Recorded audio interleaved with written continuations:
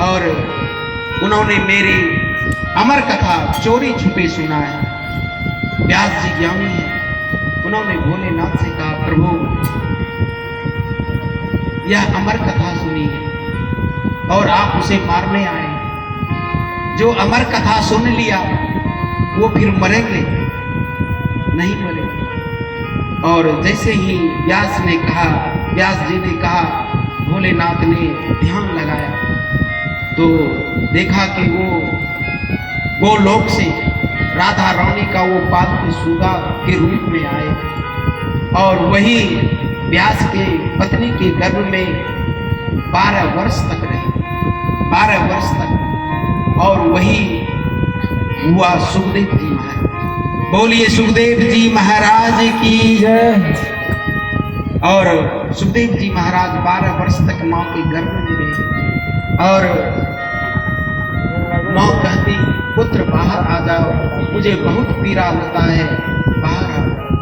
लेकिन सुखदेव जी कहते, माँ मैं बाहर नहीं आऊँ क्योंकि मुझे भोलेनाथ मार देंगे।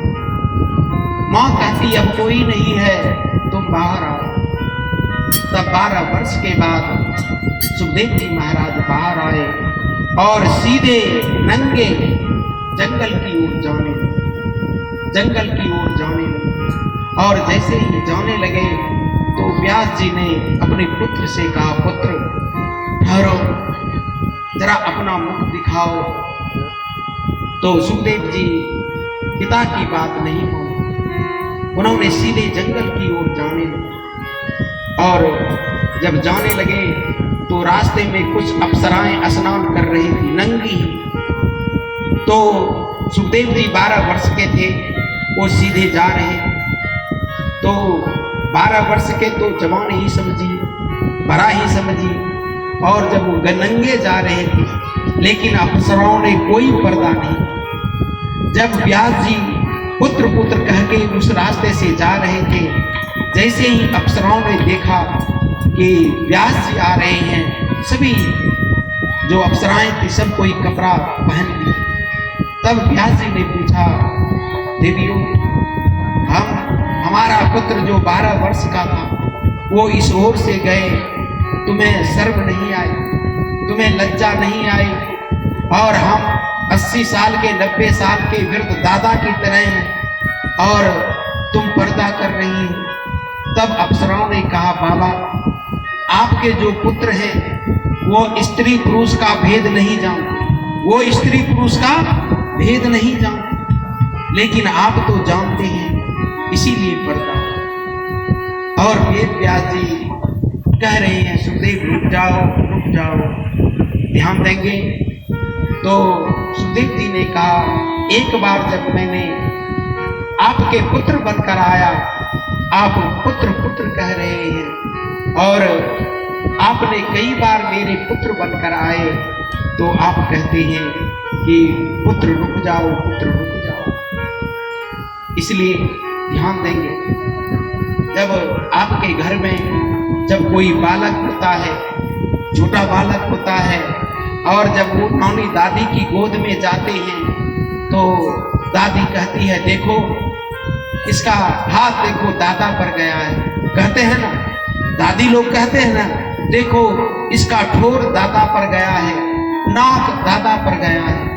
लेकिन ऐसी बात नहीं है, वो दादा पर गया नहीं है, वो दादा ही फिर उस घर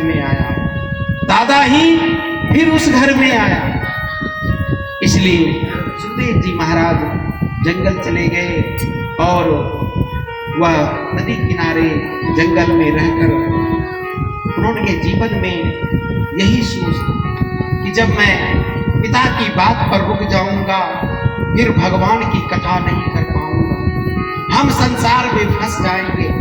सुखदेव जी इसीलिए जंगल जा रहे हैं।